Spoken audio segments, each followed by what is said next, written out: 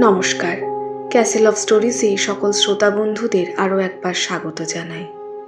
বন্ধুরা, আজ আমি আপনাদের শোনাতে চলেছি তিব্বতের এক অদ্ভুত ভৌতিক কাহিনী। তিব্বতের নাম শুনলেই আমাদের চোখে ভেসে ওঠে বরফে ঢাকা পর্বত, মঠের সোনালি ছাদ আর ঘণ্টার ধ্বনি। কিন্তু সেই পাহাড়ি নিস্তব্ধতার ভেতরেও আছে ভয় আর অজানা রহস্য।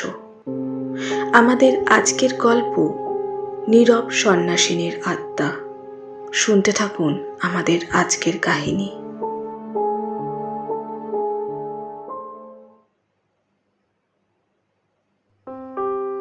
অনেক দিনের ইচ্ছা তিব্বতের পাহাড়ে ঘুরতে যাব।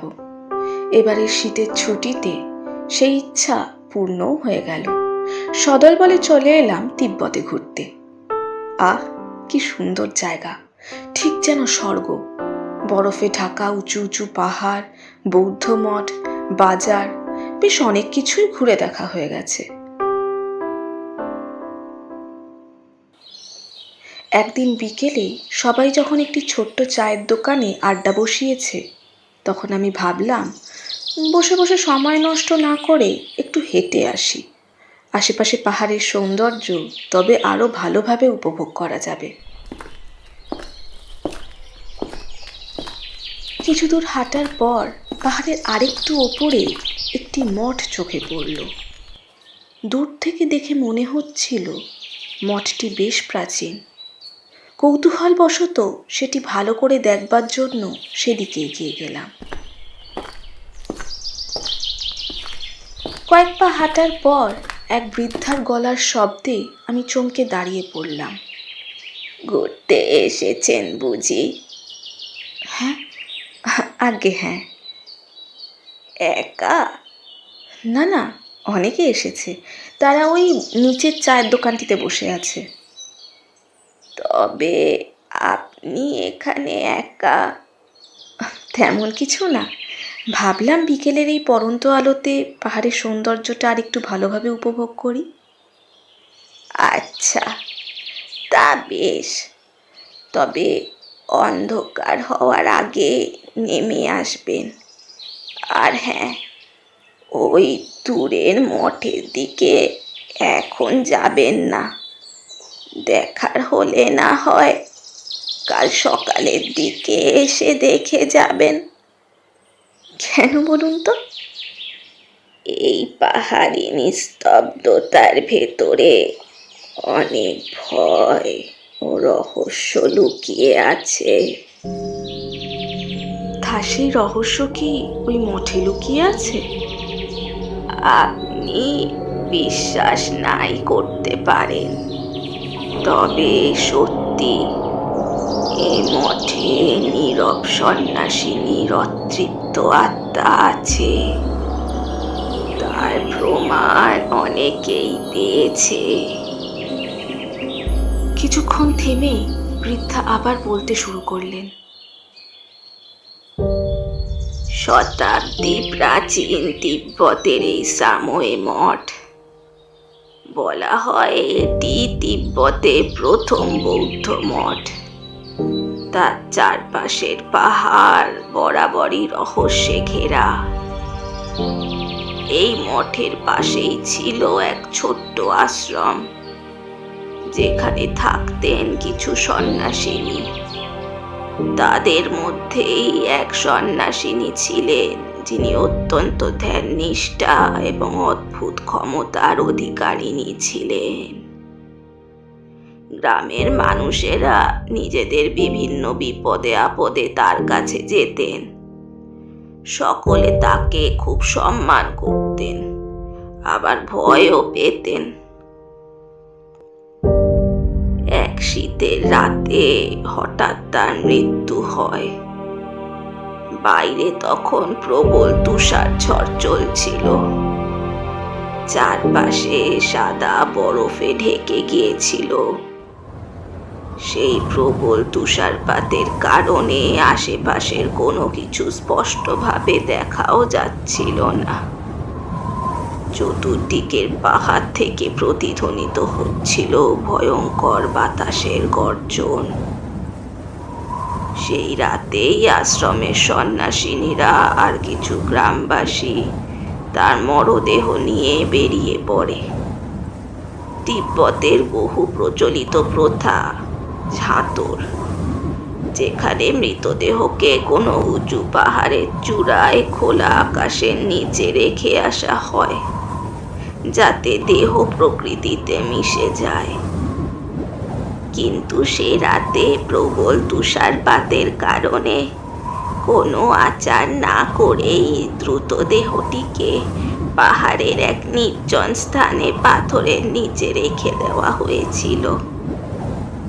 সব থেকে বড় যে ভুল তারা করেছিল তা হলো তাদের মধ্যে কেউ প্রার্থনা পাঠ করেনি, যে প্রার্থনা আত্মাকে মুক্তি দেয়। তারপর থেকেই শুরু হলো অদ্ভুত সব ঘটনা। রাখালরা বলতো সন্ধ্যের পর ধূসর পোশাক পরা এক নারী মূর্তি তারা দেখতে পায়, যিনি বরফ ঢাকা পথে ভেসে যান বলছি, কারণ তার পা মাটি ছোঁয়ে না। মঠের ভিক্ষুরা বলতো রাতের গভীরে হঠাৎ ঘন্টা বাজতে শোনা যায়, অথচ এত রাতে কে ঘন্টা বাজাবে? তারপর একদিন হঠাৎ সন্ন্যাসিনীদের আশ্রমে এক সন্ন্যাসিনীর রহস্য মৃত্যু ঘটে এবং অন্যান্য বেশ কিছু ছাত্রী অসুস্থ হয়ে পড়ে। এত কিছুর পর সন্ন্যাসিনীরা সেই আশ্রম ছেড়ে চলে যেতে বাধ্য হয়। এই ভয় ধীরে ধীরে মঠ এবং মঠের চারপাশে স্থানীয়দের মধ্যে ছড়িয়ে যেতে থাকে। গ্রামবাসীরা কোনো প্রয়োজন ছাড়া ওই মঠের দিকে আর বেশি যাতায়াত করত না। বেশ কয়েক বছর পর মাঠে এক অল্প বয়সী নতুন ভিক্ষু আসে, সোমপাল। ছাত্রাবাসের বাকি ছাত্ররা তাকে সাবধান করে দেয় সে যেন অন্ধকার হওয়ার পর ছাত্রাবাস থেকে না বের হয় এবং রাতে ঘণ্টার ধ্বনি শুনলে সেটিকে অনুসরণ না করে, আর সন্ধ্যের পর ওই আশ্রমের দিকে যেন ভুলেও না যায়। এ কথাগুলো খুব আশ্চর্য করলো সোমপালকে।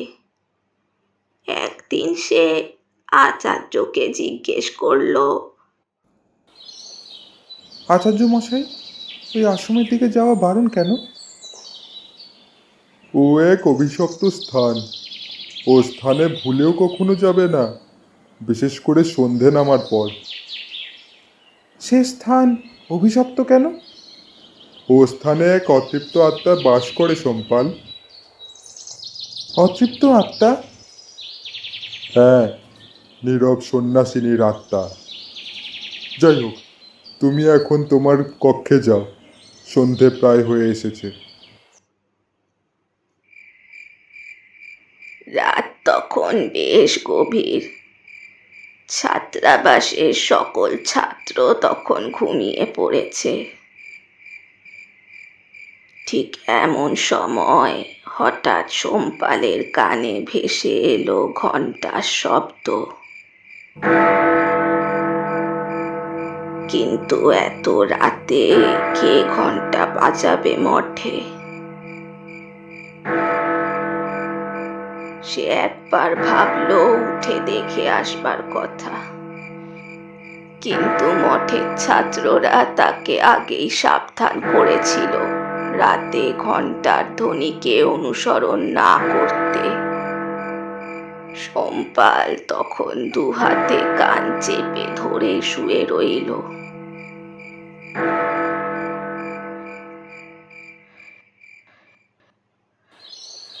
পরদিন মঠে আচার্যের সঙ্গে দেখা হলে সোমপাল বলল, আচার্য মশাই, কাল রাতে আমি সে শব্দ শুনতে পেয়েছি। কোন শব্দ সম্পাল?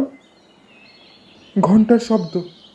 গভীর রাতে কে যেন মঠের ঘন্টা বাজাচ্ছিল। তুমি তুমি সেখানে যাওনি তো?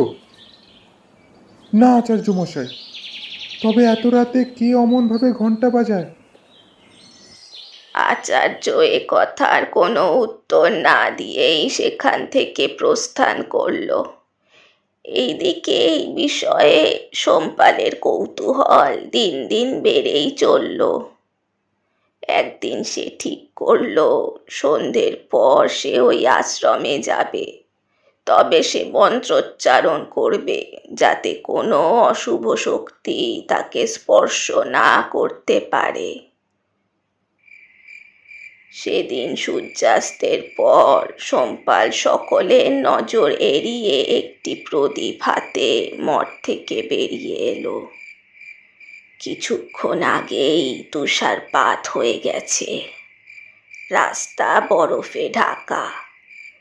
হিমশীতল হাওয়ায় তার হাতের প্রদীপটা দপদপ করতে লাগলো।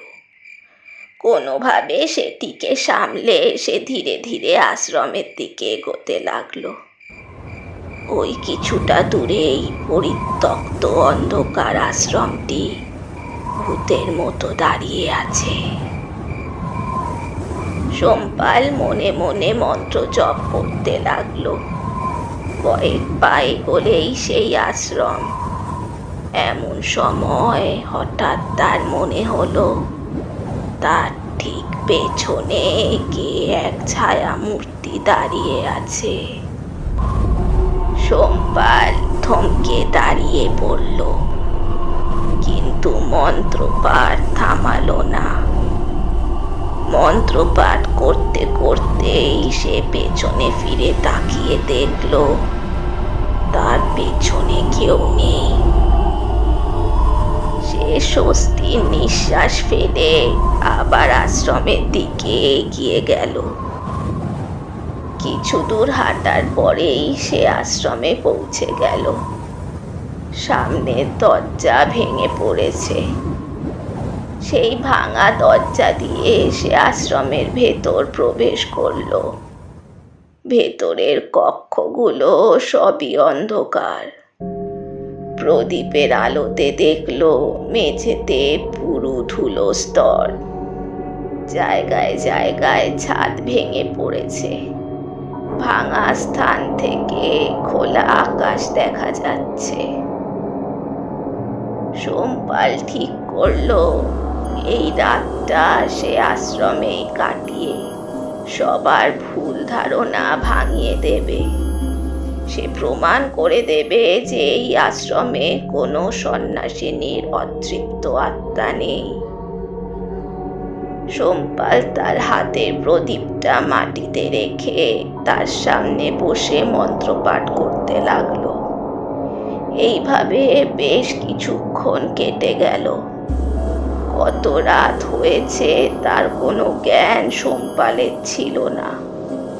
হঠাৎ বাইরে হাওয়ার দাপট বাড়ল। তার সাথে শুরু হলো তুষারপাত। এমন সময় ভাঙা দরজা দিয়ে দমকা হাওয়ায় সে প্রদীপটি নিভিয়ে দিল। কক্ষ সম্পূর্ণ অন্ধকার। এতক্ষণে সোমপালের গা ছমছম করতে লাগলো। এবার সে লক্ষ্য করলো সেই অন্ধকার ঘরের মধ্যে যেন এক নিষ্কালো ছায়া মূর্তির আবির্ভাব হয়েছে। সেই ছায়া ধীরে ধীরে আরো স্পষ্ট হতে লাগলো। ভয়ে সোমপাল পাথরের মতো স্থির হয়ে গেল। মন্ত্রপাঠ করবার শক্তি তার মধ্যে ছিল না। সে বুঝতে পারল এই ছায়া সেই অতৃপ্ত আত্মার। সেই ছায়া হঠাৎ নিজের দুহাত বাড়িয়ে সোমপালের দিকে ধেয়ে আসতে লাগলো। সোমপাল ভয়ে জ্ঞান হারিয়ে মাটিতে লুটিয়ে পড়ল।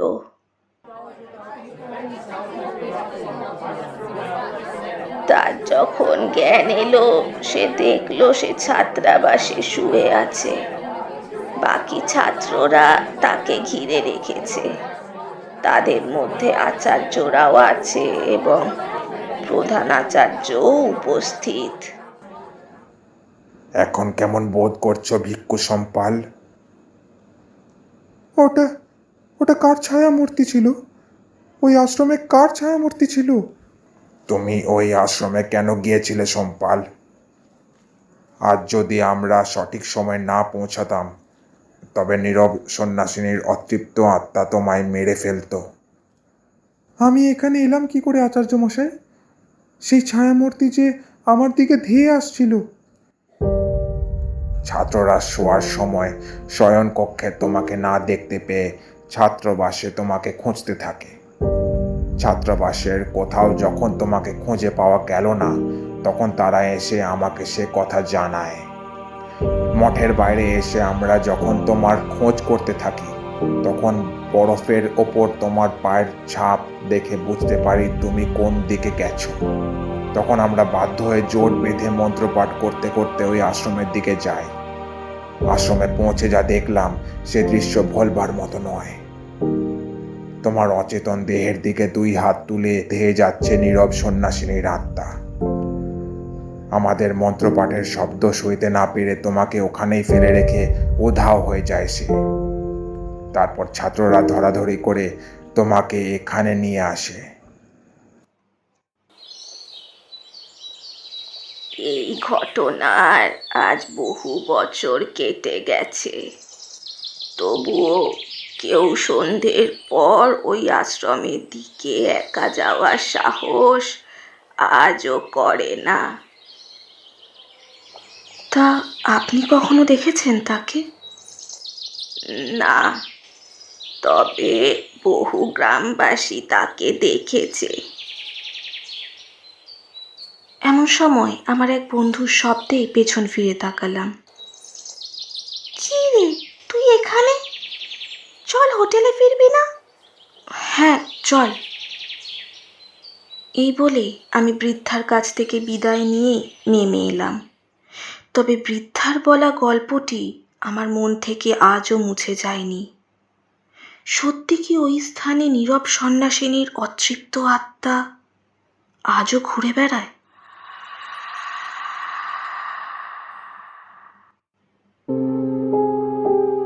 শুনছিলেন ক্যাসেল অফ স্টোরিজ অরিজিনালসের নীরব সন্ন্যাসিনীর আত্মা। কেমন লাগলো তিব্বতের এই ভৌতিক কাহিনী? এটি শুধু ভয় নয়, বরং এক ভুলে যাওয়া প্রার্থনার অভিশাপ। যদি গল্পটি ভালো লেগে থাকে, অবশ্যই লাইক করুন, শেয়ার করুন এবং আমাদের চ্যানেল ক্যাসেল অফ স্টোরিজকে সাবস্ক্রাইব করুন। আমরা খুব শীঘ্রই আরও একটি নতুন গল্প নিয়ে ফিরব।